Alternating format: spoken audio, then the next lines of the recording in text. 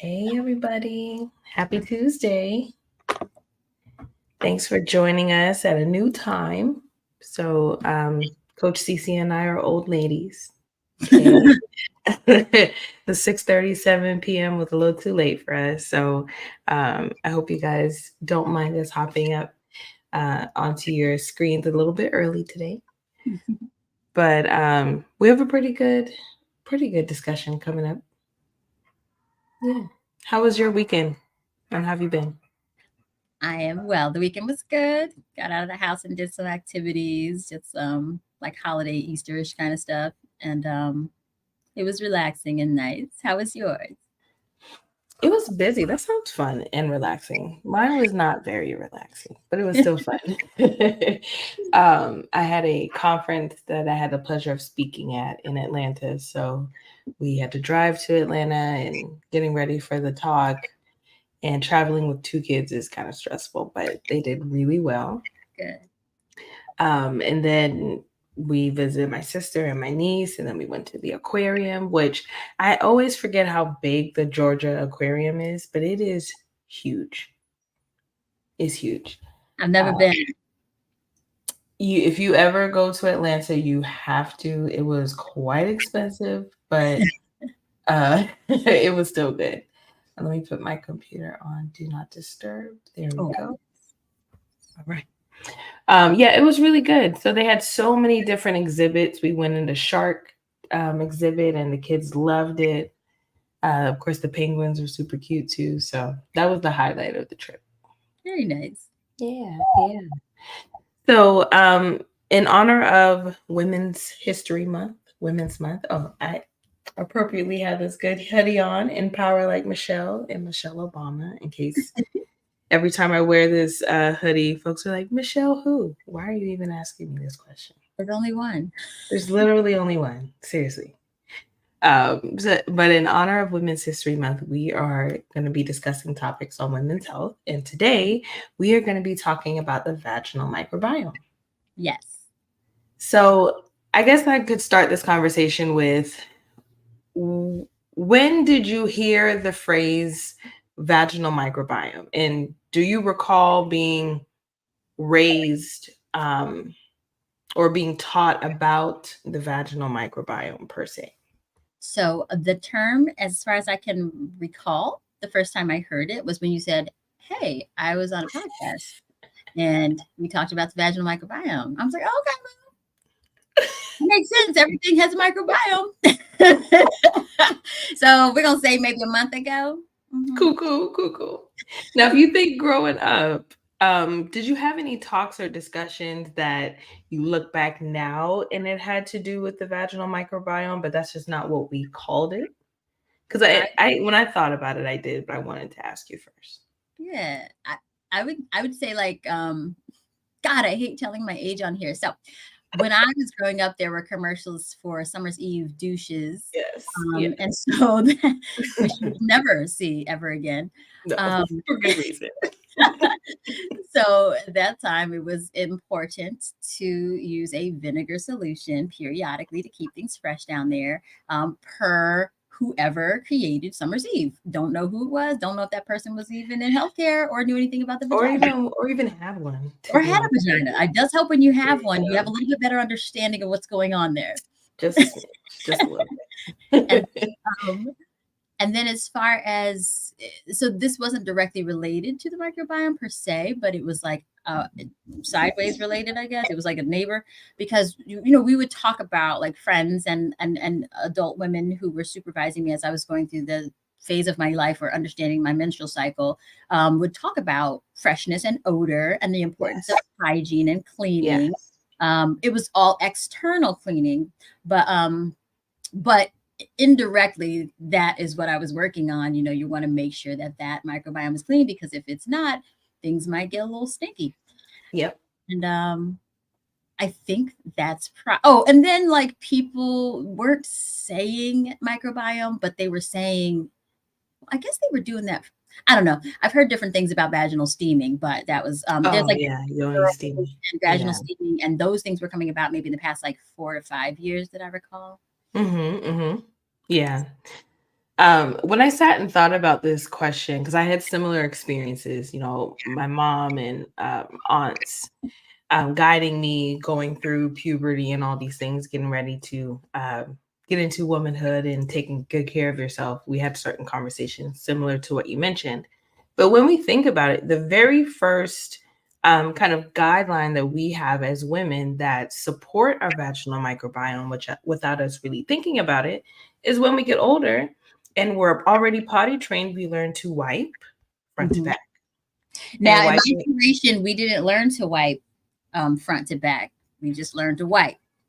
That front to back word. came around later, or else we just didn't know about it in the country. Okay, this is so But interesting. I knew intuitively not to connect the two, so I would wipe and Absolutely. stop at the halfway point. Like, I think I got it, which is we're good. This is really interesting. So if you guys are listening, comment on YouTube. Hey girl, hey. When was the first time that were you taught to wipe front to back? If you weren't, when did you learn how to do that? That's really interesting. And now I want to ask my mama if she yeah, but that's an Still a vagina. example. I find it awkward to wipe front to back. Like It requires different positioning for sure. yeah, and so because I didn't Yes. grow up doing that, I'm like, where am I supposed to put my hand? Right. I'm supposed to stick my hand into the toilet? So It does take some arranging for sure. But that's like our first example of supporting the vaginal microbiome by not introducing fecal bacteria or bacteria from poop into our vagina. That's why we wipe front to back. So that's like the first probably tip that I was taught or given in supporting the vaginal microbiome without necessarily saying that. But then on the other hand, of course, similar things like um, using Summer's Eve, or in today we have the Blessed Honey Pot, which I love honey pot. mhm. Um, what else we have, or All did these we have? freshening wipes that you can get. Yep. So the interesting thing is that we're learning so much about the vaginal microbiome, and what we have learned so far has really helped doctors and healthcare providers learn how to take better care of women and manage vaginal health a little bit better. So, essentially, the vaginal microbiome is made up of a healthy vaginal microbiome is made up of one type of bacteria, and that's lactobacillus. Now, there are a lot of different species of that bacteria, but it really should only have one type. If you have more than that, and particularly a non-lactobacillus based bacteria, then you put yourself at risk for developing bacterial vaginosis and UTIs and all of these other things. So when I talk to docs and patients about vaginal health and the vaginal microbiome, I always tell them, with the gut microbiome, we want to have a lot of different bacteria and just a lot of diversity, right? But with the vagina, no. Mm-mm. Okay, we don't need a Monoculture. whole bunch of right. We don't need a whole bunch of things going on down there. Okay, just one, keep it simple, just one. And so that means a lot of these probiotics that you're taking, um, if they are not specific lactobacillus based, please do not insert them in your vagina. I would greatly appreciate that. Your vagina would really greatly appreciate that. I'm gonna ask you later. I'm gonna ask you some Mhm. questions about things of that nature because Yes. I think there's been a lot of information that women hear from a girlfriend or on some Yeah. website that's run by like like a normal everyday person who doesn't have like training in certain Mhm. areas. And so then they go and do it. And it turns out that was really not a good idea. So I'm going to ask you some questions about that because, and if anybody wants to pop in the comments, like questions like, should I put this in my vagina? That's a great question. So Yes. yeah. Yes. Please ask away. Um, so let's talk about what a healthy vaginal microbiome will look like. I think all of us women are familiar with the phenomenon of the bleached panties. If you look in your underwear, the part of the fabric that has direct contact with your vagina and especially with a darker colored fabric, over time, it is going to look bleached. But that is a sign of a healthy vagina. A healthy vagina has a acidic environment. And it's acidic because it can kill off that bad bacteria. The bad bacteria wants a nice, neutral, chill environment so they can hang around and disrupt things. But the presence of that lactobacillus, they make acid to kill that bacteria. So please don't be dismayed about the bleaching of your underwear. That is a sign you have a healthy vaginal microbiome. But also know that not all discharge is a sign of vaginal infection. Now, I will say that I learned this from my OB growing up as a teenager, but I did not understand the nuances of the vaginal discharge and the way that it changes with our menstrual cycle until I wanted to get pregnant, because we use the cervical mucus changes as like signs of fertility, you know. Mhm. So I vow to teach my daughter that a little bit earlier, because it is also a sign of whether or not you have good hormonal health. So with that being said, what are some things that you do today to support a good vaginal microbiome? I will tell you. I was just writing down a question based off something you said, so I don't forget. Yeah. Yep. Some of the things I do today, well, I guess I'm gonna, some of these things I will have to ask you questions about Mm-hmm. later. Actually, I just thought of another question.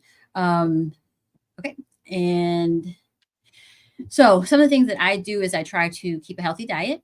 I try to Yeah. be mindful about how much fluids I'm taking into, just because I believe that everything that needs to make mucus needs water to make that, or Yes. some fluid to make that mucus. So I try to keep myself hydrated. Um, I also am very careful with wiping for toileting and stuff like that. I try to make sure that my hygiene during my menstrual cycle is good, so that I'm not just like fermenting things, Yes. for lack of a better word. 100%. 100%. Now I don't do this, but I know some ladies in the generation ahead of me have said, "Oh, you gotta let that thing get some air." So some folks I know from working with seniors, they don't wear underwear when they go to sleep. Look, But I also, Granny had a lot of wisdom, okay? that's why y'all pregnant. No, I um, Okay.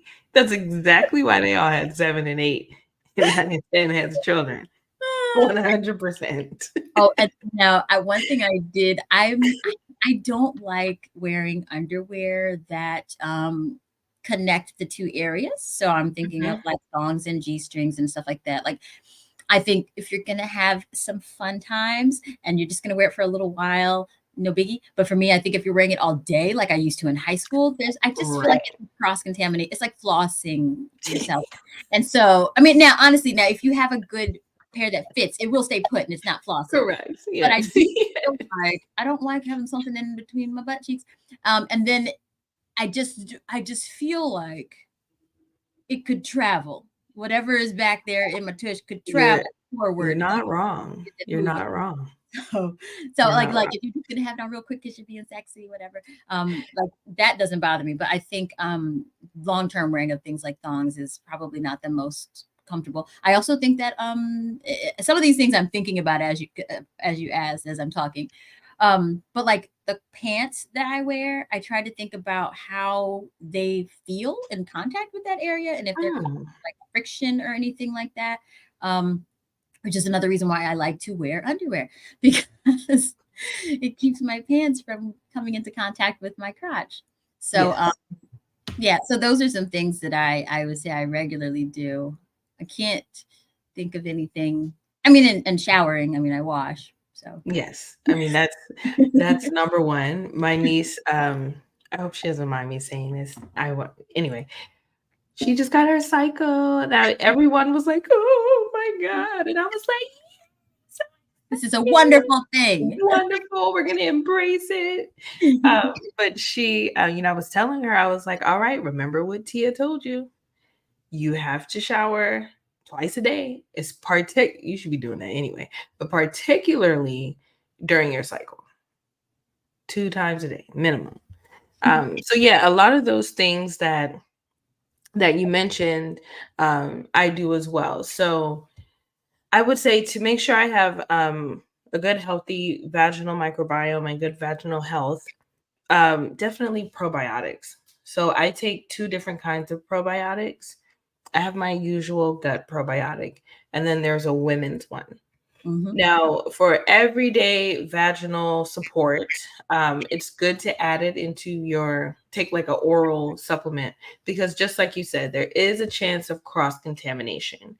But if you are orally ingesting those lactobacillus species and strains, then yes, they can cross into the vagina, but they're going to be doing good work in the vagina rather than E. coli or something nasty I just thought making of, its like, way over you there. started talking about I'm doing good work.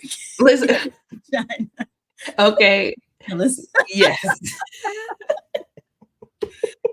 I'm sorry. This This is is why you great. don't need to get me when I'm alert. No, this is exactly why.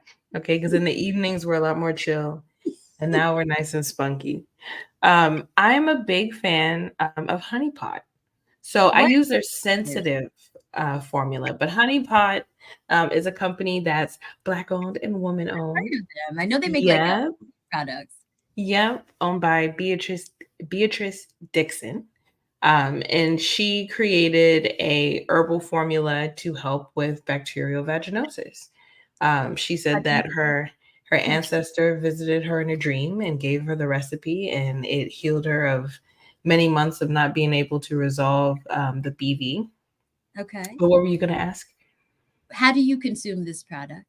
Yes, so she has a lot of different formats. So I use the foaming wash, Okay. and you apply it with clean hands in the shower, and that helps maintain a good pH of the vagina. If you have any imbalances, whether it's the transition after your cycle or after sex, Mm-hmm. sex with a male partner, or even if you're using a sex toy, using a wash like that is really good to help rebalance the vaginal microbiome. But she also has pads. Now, I won't lie to you. Those pads are they're a hair spicy, okay? They have a little cooling, they have essential oils on it and has a little cooling effect. And if you're not prepared for it, you will be looking down like, what is happening in there? Yeah, it must have Why? some mint something in it. Listen, there's Arctic breeze down there. What is happening? Yeah, What is happening? mouthwash. Right. So she has the pads. I think she also has tampons. She has a lot of different products, but I'm a Okay. big fan of the cleanser. I was curious if it was like oral, if it was like vaginal. Yeah, yep, vaginal. Now, can And I interrupt you for one other thing? Because I'm yeah, like into it and I'm trying to ask questions that I think other people might ask. yes. So you mentioned with clean hands. Mhm. And I know I've seen like ads on Instagram now where they're like, "Oh, are you using a towel to wash your face, you filthy animal?" You know, like don't use a towel on your face. So I'm thinking, should we be using towels on that particular part of the body? Okay. So I think this might be going into highlighting some cultural differences, as some of our Caucasian brethren and sistren have been known to not use washcloths. Those of us across the African diaspora, we love a good washcloth. Okay, so I'm not going to tell you uh, not to use a washcloth. Now, growing up, when I think about this, I'm like, damn, my mama was doing laundry every day, all day, but we used a new washcloth every day. Yeah. Now, yes, as an adult, I'm not washing 7 damn washcloths a week. I'm not doing it. You gotta However, get all of them too. And the bigger the family gets. because that's 7 times 4, honey. That's a lot. That's a lot. Now, full But disclosure, on my little one, I actually do because I oh just yeah, bought a bunch and they're little. So right. They don't take up a lot of space. Yeah, you have like 50 of those, and you're like, what? They all fit in this. exactly. But for myself, no, I'm not using a new one, but I do have like a face one only, and then I a do other 100%. my body So only. I tell any and everyone, please do not wash your face with the same washcloth that you wash in your body with, please. But In what if I so only use many thank this yous. corner on my face? And I say that kind of jokingly, but yeah, I think a lot of times we're like, oh, but I'm only using the part, like the tag is here, and I know the tag part is the face part, and the rest is the body part. But But you think can't. about it. You're rinsing it, and as you're rinsing it, all that bacteria is flooding across the entire washcloth, friend. Like you gonna need a new one for the face and the body. And then I switch mine out probably about twice a week, every few days. Yeah. But you're welcome to use a new washcloth every day.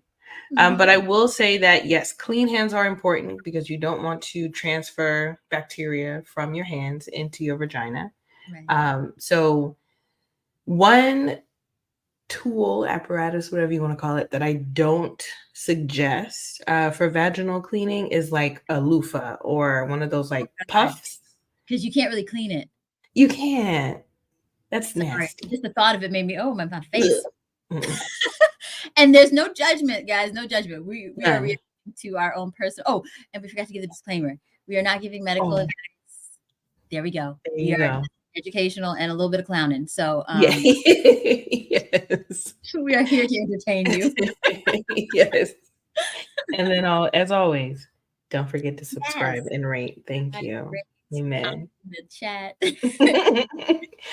But yeah, so I would recommend, using a washcloth. I know some women use their hand, and like again, you can use your hand for applying that cleanser because it allows for more precise application. Mm-hmm. However, I'm not using my hand during my cycle. Like my mind won't allow me to even think of that possibility. I can't and I won't. No. Team washcloth all day. And something else you mentioned, and I'm just coming off the top of my head. So Yeah. I think sometimes things happen with hands that might not be as clean when the moment is happening in the moment. And so I think one point you made about, even if it's a toy or if it's a partner and, male or female, after everything's all said and done, if you don't like getting all the way up, then keep like some wipes or something by the bed that are like pH balanced for that area. Because I have friends who come to work and been like, I didn't wash up and I think I'm getting a UTI. And I'm like, girl, I'll take a minute, 1 minute. That's it. Or get up and pee, just something. Yeah, peeing afterward is so important. That helps. And I'm glad you mentioned this because the number one cause of vaginal dysbiosis, which it means having more bad bacteria than good bacteria in your vagina, the most common cause in older women or sexually active women is semen. Now, I'm going to tell you something that I meant to mention earlier about, like, I'm going to wait, the time isn't right. When you asked what were some things that I had learned, a thing that you learn maybe in the church, if the church ladies are open to talking about it, or if you've listened to one of those things that they were sending out with the Baptist churches, listen to this DVD from a sister who was preaching to sisters. And she was talking about how each person you have intimacy with is leaving, blah, blah, blah, and there's spirits and all these things. So you just shouldn't have multiple partners. Oh, I've heard of that, yeah. Yeah, but to me, as a grown up looking back on that stuff, because I was like, she crazy, that's weird. My thoughts are that it was kind of like an energy balance issue. But then as I'm looking at the microbiome, it also could have simply been, I do think there's an energetic component, but it could have been just that person's semen was or even their oral secretions, whatever. Yes, saliva, yep. Yeah, like it was of a certain bacterial content or a certain pH balance that could have caused that issue. Yes, absolutely. Absolutely. And what I tell women is that you have to think of it as almost like a bacterial exchange. Okay, so when you're receiving, no, you don't want to think of it like that. I won't think of it like that, but I'll remember to reflect on that. Don't do it because then it's gonna be like, no, Sarah, you just killing the vibe. You're killing the vibe. I'm ready for this because I know I am. And listen, that is your business in the name of Auntie Tab, okay? And that is your business, all right? and I support it. I support it. I just ask that you also support your vaginal microbiome afterwards. Um, no, the semen has a pH of 7, or not 7 actually. I just know it's more alkaline than the vaginal pH. So I don't know if it's 7 off the top of my head, Interesting. but I know that it's more alkaline than the pH of the vagina. So that's going to increase our pH. That's going to make it less acidic, which Oh, means okay. right. So because you're adding something a bit more alkaline that reduces the acidity of the environment. Um, and so what's going to happen is that makes your vagina more susceptible to other bacteria being present and overgrowing. Um, and then I was going to say something else and then it ran away as it tends to. Well, let me transition into some conditions that are associated with a disrupted vaginal microbiome. Oh, Okay. it came back. This is what I was going to say. The vaginal microbiome in the vagina is very resilient. So Yes. I'm not saying that every time you have sex, you're going to just ruin your vaginal microbiome even more. No, it is going to, as long as it has enough of that healthy microbiome or healthy bacteria present, it's going to replenish that bacterial population. It's going to rebalance the pH on its own.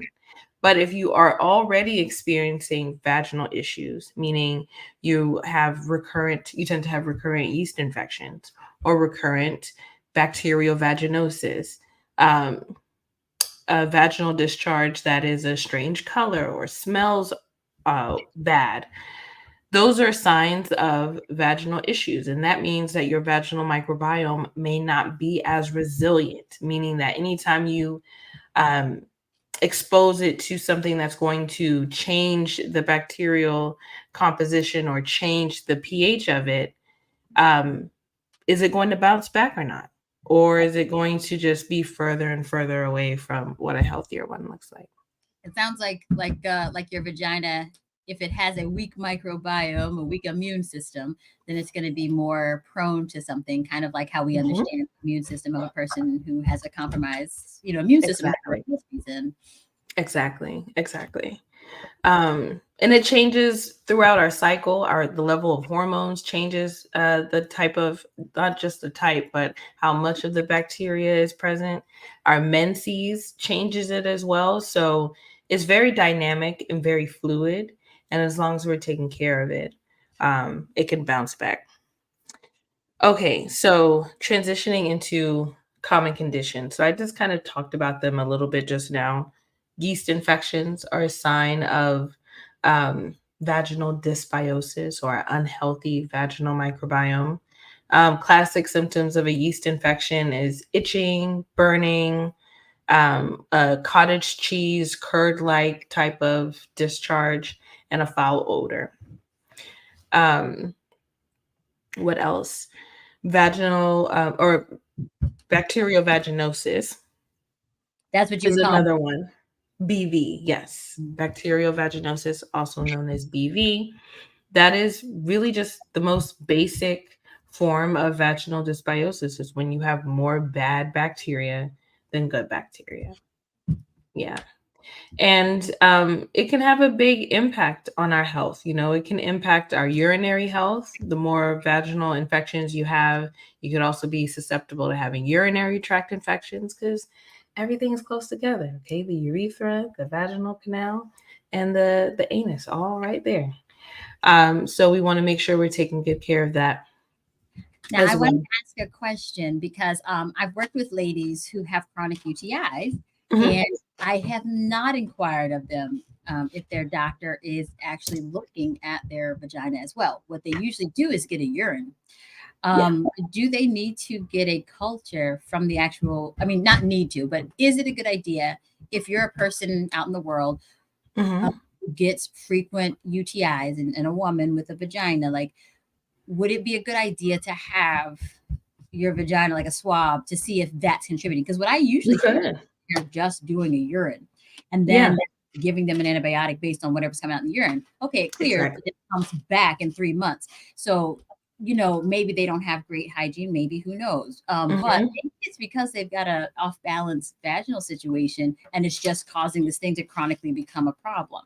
Yeah, that could be it. And then you see more older women, right? Mm-hmm. For whatever reason, the decline in estrogen makes a lot of women, postmenopausal women, susceptible to recurrent UTIs. Yeah, I've got And folks so, now. What I was just talking about was a younger person like my age, but the older women, I've got mhm. on a constant low dose antibiotic. Like they just This makes me never. so sad. I know. I'm like, it hurts my heart because I'm like, well, what's it doing to the rest of the bacteria? Like, it's not just concentrating on the UTI; it's killing all, Nope. of it, but it's a All. low dose. Yep. And so I don't know. I assume a low dose is still killing everything. Just about. Yeah, just about. Especially if it's consistent and you're getting a I mean, small you're dose like of that for the all rest the of your time. Yeah. life. Holy moly. Definitely has an impact on all of the microbiomes. But you were saying, Um, I interrupted, you were saying about estrogen. yeah, that can cause postmenopausal women to have more UTIs. So that's a difficult thing to address in older women too. But yes, the presence of pathogens in the vagina can be a cause of, recurrent UTIs. And whenever I have patients that have recurrent UTIs or recurrent vaginal infections, one of the first things I order is a vaginal microbiome test. It's super helpful, even great for women who are trying to get pregnant, because if you have a dysbiotic vagina, it's going to make it a bit hostile to the sperm. All the bacteria is making They're the like, environment. I know, right? The sperm is kind of getting in there like, dang, like I don't she like it didn't in even make it. She didn't make it right for us. here. Now, So, yes. I will say one other thing about the older woman. It's the same thing that happens with the older man. One thing we talk about a lot, jokingly, is that, oh, yes, the breasts tend to start sagging. But actually, everything, the skin, the breast, like the muscles, so even the labia, they're Yeah, not. I did hear about. And the thing is, because I happen to work with seniors, like the same thing happens with men. Their special places also begin to experience some sagging too. So everything kind of sags. So I wonder if that also contributes. And that and incontinence. Oh. Incontinence, but managing continence is going to be important for the microbiome too. I learned the coolest thing at the conference this weekend from a pharmacist, a compounding pharmacist. He uses low dose testosterone for women with stress incontinence, and Hmm. they apply it clitorally. Exactly. And he said within a couple of weeks, their stress incontinence was gone. They had a higher libido, better energy. How long do they stay on it? That's a good question that I did not ask. Not that I'm But tripping. It's not going orally, so I don't think it's going to be going so heavily through the system, through the body. exactly. Very localized application. Yeah. I was like, sir, Okay. yes. Not to nerd out, y'all, but I'm thinking Yes. that that is because we're thinking about muscle tone too, and testosterone has certain Mhm. chemicals. Yes. So I can Yep. see that might improve intimacy. So y'all don't go getting testosterone Oh, about low T and then trying to put exactly. it on yourself. Like consult with a medical professional. Well, the good thing is, even if they wanted to, they couldn't get access to it because testosterone is a DEA. You have to have a DEA license to prescribe that, Oh, and really? they monitor it heavily. Okay, every month. Oh, how much do you have? Because last month you said you had half a mil, and now you got zero point 0.3, but you said you didn't have no patients between now and then. So what's happening? So Mm-hmm. no, the Drug Enforcement Agency will be on you if you are Okay, prescribing that's good to know testosterone. because I honestly, sidebar with the way testosterone levels are dropping in this country, I could see it being a real like people Yeah, man. selling people testosterone. Yeah, that's like that's a whole other conversation because yeah, it's a sad time. It's a sad time. Okay, so what can we do to improve our vaginal microbiome? Well, number one, if you think you have an issue with your vaginal microbiome, get it tested. Okay, Dr. Sarah, where do I get it tested? Okay, there are a couple of options. If you go to your regular OB and ask for a swab, they're going to check for usually the bacteria that causes BV. So they are going to check for Gardnerella vaginalis. They may check for other bacteria that can cause like trichomoniasis and other like sexually transmitted illnesses. They are not going to run a microbiome panel to look at all of the different bacteria in your microbiome, nor is it something you may necessarily need for every situation. If you just want to know in general how your vaginal microbiome is, then having a full microbiome panel is perfect, because then you get to know exactly who is there, what they're doing, if they're helping the vaginal microbiome be healthy, all of that. But if you're looking for a specific thing, like if you're trying to say, do I have this STI, or do I have this bacteria that causes BV, then you can go to your OB, even though the full microbiome panel will identify the bacteria that causes BV. So it So that's sounds like the first step. the full panel, and you just correct me if I'm wrong. If you're having an issue, the full panel is a great thing to get, but you don't necessarily need to get it too frequently. Right. But that if you don't get Yes. the full panel, they're going to check for the bacteria that causes certain illnesses, but they may not be able to tell you if you're working with one bacteria versus Yes. many different bacteria, like you mentioned earlier. Exactly. So you Exactly. might have many bacteria running all through there, and until you get the thing that you said, what's it called? Yes. The full panel. The foam, yeah, like you can call it a vaginal microbiome test. And there are a couple of companies that run them and have them, and I'll mention a few before we leave today. But yes, testing. If you want a more broad spectrum, just want to look at what's going on in there, the microbiome test is great. If you want to be a bit more specific, then some of the tests that your OB may run will work as well. Okay. So after we test and we know who is in there, then that decides what you do next. Now, this next piece is usually where you have it. I'm going to come to you from an integrative perspective, and then I can share a little bit of what a conventional OB would do.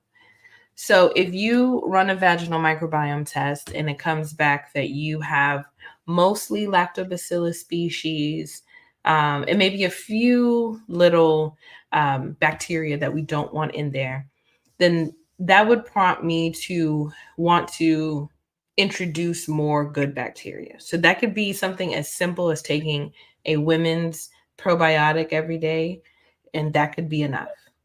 And I If did you, the one thing that also they make probiotics that are for everyone. And then they make yes, some that are for children, some that are for men, and some that are for women. Now, personally, yes, I take one for women, but I did not know why it was because I was like, it's just a probiotic. Like, why would right. I take a different one than my husband if it's just for like gut bacteria? But it Right. sounds like it's a lot more. So it's important that we take the one for women. Yes. So there, and I should have brought my bottle from downstairs. But then again, I don't want to give Sam's, extra, publicity.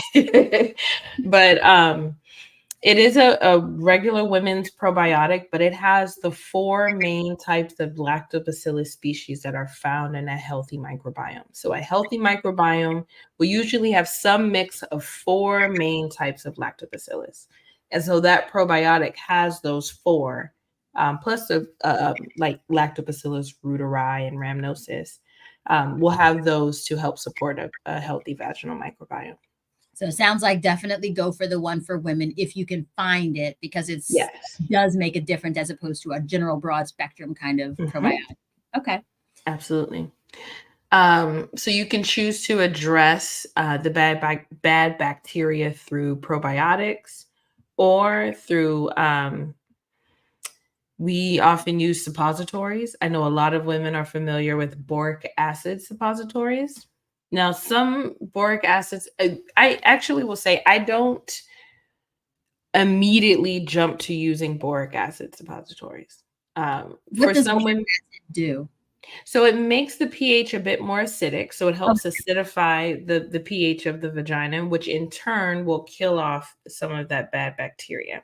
Okay. But for some women, it can be a bit irritating, especially if you do it frequently or multiple rounds Could in it a make month. the pH too acidic? Like, It could, if you use it too often, or you don't use the right balance, or if you're using a formulation that's not well balanced, then yes, it could. But what I normally jump to is a probiotic suppository.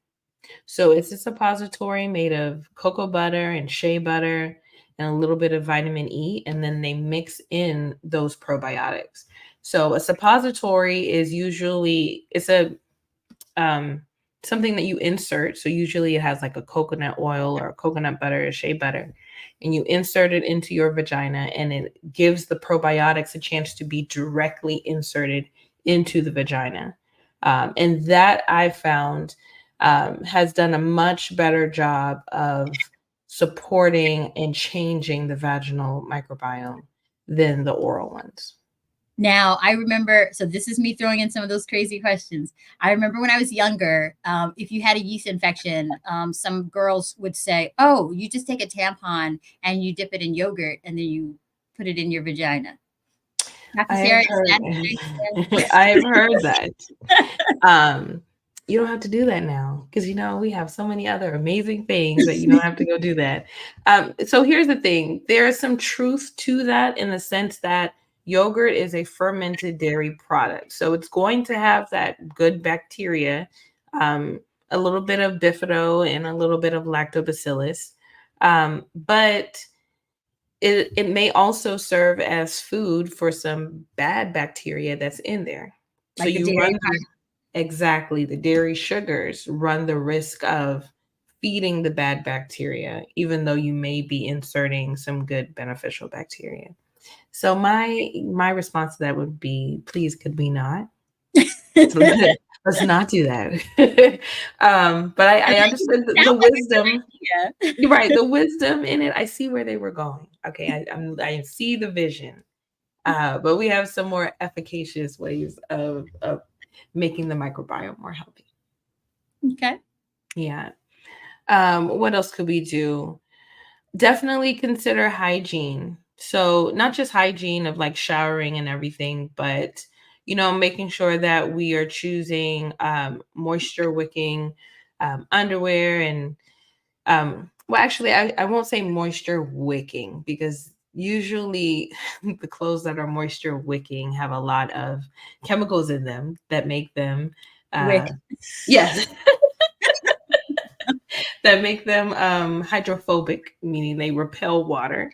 And I don't know if you want that on your vagina. Yes.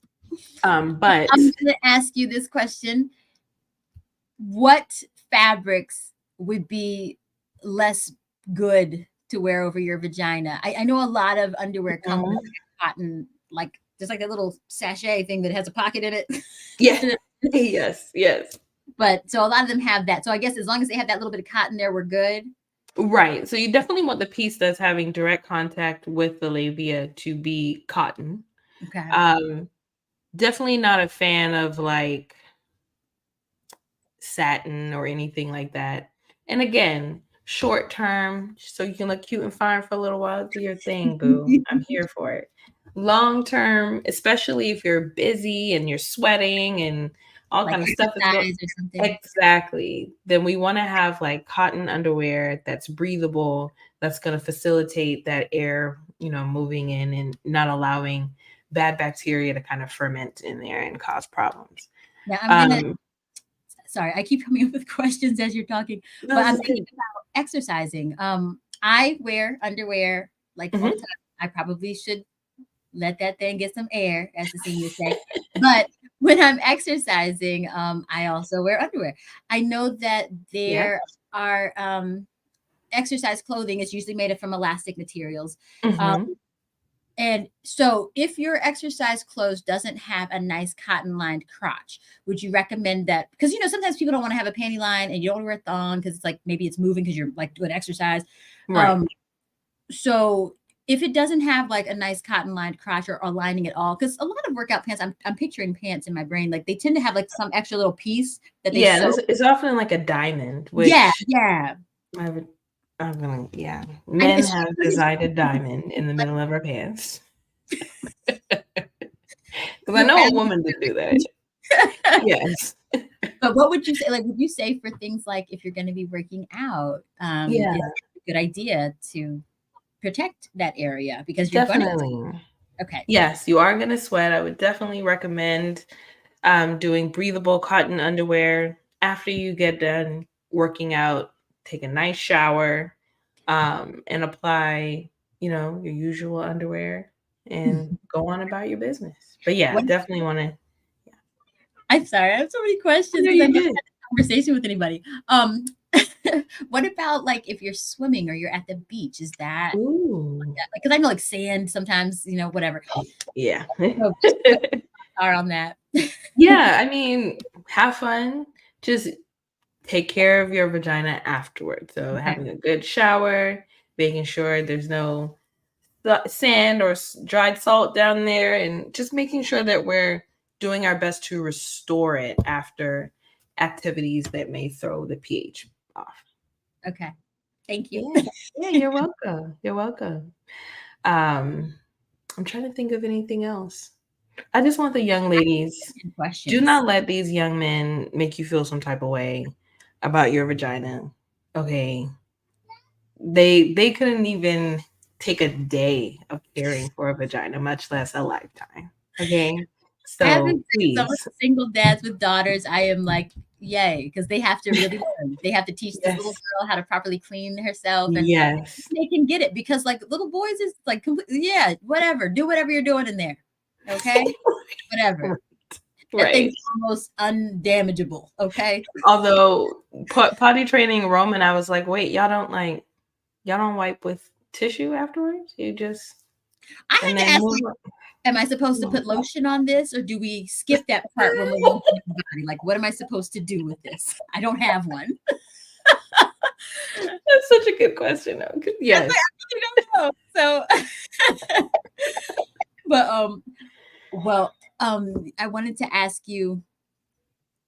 I have so many questions there. I Yeah. have so Come many on. questions. We got Um, some time. so when you talk about washing, Yes. soap's okay. I've always been hesitant Oh, to use good question. soap, so I try to use like a very like bland like. But does soap is that an issue? I remember I even had a little girl the first time babysitting an older child who wasn't quite old, Hmm.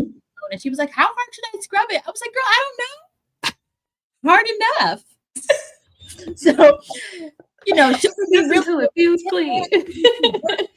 and should we be using like a lot of soap and fragrance stuff? Because I remember I even found pads, and I thought this was straight crazy, pads that were fragrance, and I was like, "Why would I mix Because that with fragrance?" why? My vagina does not need to smell like gardenias. My Yeah. God. So No. I'm here for Okay. your answers. Yes. This is my personal opinion. I don't believe in using soap to clean the vagina. I don't think you need to use soap to clean a vagina. Water is definitely enough. Okay. If I need a good cleanser, I'll reach for my honey pot. Okay. But I definitely do not recommend using any fragranced soaps in or around the vagina because there Yeah. is a difference. Yeah. Um, so I will say this: I clean the labia with soap, Uh-huh. but you do not place soap on the inside Okay. So just in a in wet the vaginal canal. washcloth or the hands, clean hands with a nice, specifically identified from a reputable company vaginal Yeah. cleanser. Okay. Yes, yes. So yes, so it takes some anatomy, and I take good pleasure in the fact that I have taught my daughter her anatomy. So, we're in the shower and she's like, "Mommy, it's time to clean my vulva. Can you clean my vulva?" I'm like, "I got you, girl. Say less. Say less." But yeah, so you can use soap on the labia, the vulva, the mons pubis, but for the internal labia, the What labia you minora, what and you're going. inside the vaginal canal, you just need water and a clean washcloth. Okay. So douches were made with vinegar. And Mhm, when you were speaking, the whole acidic thing, I was like, okay, this all makes sense now. mhm. But do you think that people should be inserting vinegar and water into their or anything like that specifically? Okay. I can't shake my head more vigorously. So Um, no vinegar in I the I saw the vision. Okay, I saw the vision and what they were thinking. But again, if it's too acidic, right. certain bacteria is not going to survive. So you end up killing all of the bacteria that's there. Wow. And one thing about pathogens, they are opportunists, huh? When they They get say, a "Ain't chance to nobody here slide on watching." in there, they're like, oh, ain't nobody here. Let me get the squatting. Okay, this is my house now. Thank you. Appreciate it. And that's how you get BB and all those issues for sure. All right, I got more questions. You ready? I'm ready. Answer several of them already. Um, should there be an odor? Like, should the vagina Mm. smell like anything? I know that we kind of like all know it shouldn't smell like stinky. It shouldn't be like, Correct. Right. It should not be a scent that makes you be like, what is that? You know, when you got to make the funky face. No, no. But also, it should not smell like a bouquet of roses. I don't want our young women to think that their vagina should smell like candy or flowers or a Hawaiian breeze. Like, no, it should really smell like nothing. okay. Now, some vagina does have a certain scent to it, but it's not an odor. Yeah. Yeah. And so, and I would say like during the cycle, there might be Mhm. a little bit of an odor, but if it's a Correct. strong odor, maybe we're not freshening up frequently enough. Yes, if there's a strong odor, that's a sign that you were a little late on changing them pads, girl, or you were a little late on changing that tampon, and we're gonna need to do it a little faster. Okay. And if that's the case, then maybe we need to consider, oh, am I bleeding too much? You know, is my flow a bit heavy? Yeah. So those are little questions that kind of branch off from that one.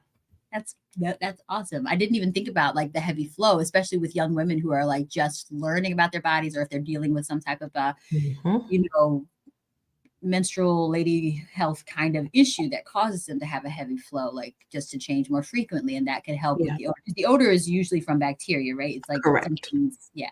Correct. Yeah. When I was younger, guys, we're talking all the way through, okay? So if you get your kids out the room, okay? We're talking about vaginas. Right. Right. um, so I was told, oh, if you want to have fun, you can use a Jolly Rancher inside your vagina to flavor yourself during those times. Is that a good idea? It is not. Okay. And it sounds like that was done to appease a teenager. Um, and if a teenager wants some candy, they should eat some Jolly Ranchers and not partake in certain activities. So no, I do not recommend, please, because sugar is just going to feed the bad bacteria, and then we're gonna have so many issues. So please don't do that.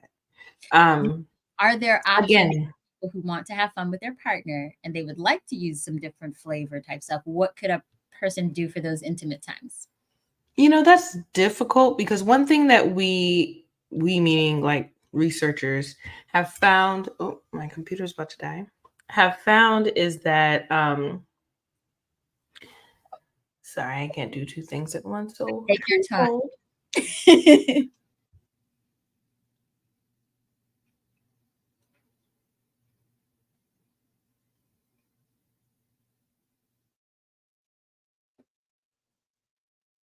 All right, let me make sure the mic has connected. Yes, we are. Yes, I hear you. Wonderful. Okay, my computer was like, girl, we gonna die if you don't. Speaking of which, let me make sure. Okay, we're good. Can you repeat the question, please? Yeah, so if you wanted to have fun with flavors during intimate time, do you have any Yes. recommendations? Because I know there's like edible underwear, which Mhm. being careful, you can make sure they're not going into places they shouldn't be. Correct. And I know that there's like body powders and things that you can dust on and maybe keep them out of that area. But Right. what are your Yes. thoughts? So this is a really interesting, and for transparency's sake, she didn't prep me with these questions, so I haven't had a chance to think them through. But what I will say is that researchers have found that lubricant can actually disrupt the vaginal microbiome. So People love yes, lubricant. yes. So your Astroglide and your KY can also throw off your your pH balance. So I would imagine that adding in a flavor Yeah. would do the same. So my advice is to have your fun, sis. Have your fun. Okay. And then just make sure you take a moment to take care of your good girlfriend. Okay, so she needs to be loved and pampered, take care of her, so get her nice and clean. Um, my advice to I have patients who have recurrent BV is that, hey, after a wild passionate night like that, if you have any leftover probiotic suppositories, go ahead and insert one just to Okay. help facilitate the um, rebalance of the microbiome. So I say all of those are fun to do, but make sure you're taking care of it afterwards. Okay. So Yeah, we're gonna not put anything, we're not gonna insert any sugary or correct. other Yes, food products in there. But if we wanted to treat it like the toppings on the sundae, then we can yes, do that. Okay. yes, yes, yes, And yes. then just still also freshen up afterward, just to be extra. Absolutely. Because if you think of, like, we have bacteria in our mouth, Right. and the bacteria in their mouth is going into the vagina, and that's That's going what I to was thinking change. too, but I didn't Hmm. want people to think I was being approved. Um, but yeah, so just freshen up afterward. We're not saying don't have your fun, but freshen up afterward and have fun Yes, safely, right? Now I 100%. have had friends who mentioned that they use coconut oil. Do you think that might be a more balanced option if you needed a lubricant? And again, she doesn't know that I'm asking these questions, so we may not have Yeah, a scientifically up to date answer. yeah. No, that I've heard of that a lot. I haven't done the research to see if coconut oil worsens, the bad bacteria in the vagina, but I definitely heard of them doing it. So Like if if they someone really said that they wanted to use it, yeah, I would say, just try it out. But again, make sure everything gets cleaned afterwards. so guys, you could still do the KY jelly and stuff, but since we kind of know now that it might be affecting the microbiome, Yeah. that might be a good time, like Dr. Sarah said, to use the suppository afterwards. So just to keep Hmm. everything healthy. But if you've been using these products and you haven't had any problems, Yeah. I you're think really the top there are some like healthier lubes out, like Good Love, and I'm not getting any money. compensation or anything from these companies. Good Love is a company that uses a healthier and a better lubricant, because KY brands can have a lot of like preservatives and other like things that you may not necessarily want in your lubricant. And I would even say if you're using coconut oil, just make sure. I feel like sometimes I say things that seem kind of dumb, but we need to say it because everybody's not always thinking when they're in a passionate moment. If you're Hmm. cooking with it and you're not always being super sanitary, it might not be the right thing, right? Because we don't want to introduce like food products into the vagina. So maybe have special coconut oil for sexy time that you use with Yes. hands again. Yes. So Compartmentalize, yes. please. Okay, now I'm gonna try to get through because I know we're running out of time. Would you say that a shower or a bath, does it make a difference? Ooh, good question. Um, Sometimes some baths can irritate the vaginal area, especially if you're using a very fragrant like Bubble bath bath. bomb or bubble bath. You'll even see on the bottles of like baby bubble bath that some of it can cause irritation, because you're sitting in it for, I don't know, 30 minutes to an hour, depending on how long you're enjoying your bath. So I think I would choose showers more often than baths. Okay. And Uh, I mean, maybe it's just me, but I always take a shower before I get in the bath, because who wants to sit in your own soup of germs? I think about it. I won't say that I always do it, but there is a part of me that's like, if I'm gonna wash my butt and that's gonna be floating in the water with me, these are the things that I think about. So it makes sense. You're right there. Just take a quick shower, get Just freshened up. quick. It doesn't have to be a long, drawn out thing, okay? But please That makes don't. good sense. Um, okay, so we've heard about yoni pearls and yoni steaming. Yes. Personally, I feel that the pearls are a no for me. I'm not saying that they're bad. I'm saying that I don't know any great, fantastically trustworthy companies who are making the pearls. And I also don't know if they're checking to see if it's not an Mm, individualized product. So maybe right. for this person, these herbs are okay, but for that person, the herbs are not. So for me, it's a no just because it's not individualized. But I think it's a good idea. But what are your thoughts on yoni pearls and yoni steaming? The steaming I feel more comfortable with as long as you don't burn yourself. Yes. So I'm familiar with the yoni steaming, but I'm not familiar with the pearls. What's the I difference? can tell you fully what's in the pearls, but it's like I guess it's like a thing you stick. It's like a suppository. Mm-hmm. But I think it's got like herbs. I could be wrong. Yeah, Um, I have to look this up. It yes. depends on the herbs, and it depends on the goal. Yeah. So there are some herbs that are restorative to tissues that you could include in there. And then there are some that have antibacterial properties. So I think it just depends on which herbs are in there, why you're using it, and how long. And Okay. then yoni steaming. I know that there are a lot of claims associated with it, with like, oh, it shrunk fibroids and made my, pain worse or my cramps worse. I don't have any data on that. I just know that, I would imagine that when I think of yoni steaming, I think of like the essential oils from the plants that get Okay. distilled into the steam, Yeah. and that they can have different actions on the vulva, and maybe like the vaginal canal itself. I do Um, wonder how it gets in there. that's Because what I'm thinking. It's more like you have to surface, not like, like do you have to yeah. like spread things to kind of help it get up there? I'd have to I've never done research one. this topic. Yeah. And I was just looking up yoni pearls and it did mention that it's like a yoni tea bag and Oh, that there's a cloth wrapped bundle of herbs and they're used for cleansing or detoxifying. So I mm-hmm. could see it again. I can see the benefit because I'm supportive of herbs, that's Yeah, like rather than some other chemicals. But I just don't know how individualized it is, who made exactly. it. It's like, did they use quality herbs? Were they like ideally organic, Exactly. introducing pesticides? Because what do pesticides do? Kill bacteria and Sure kill.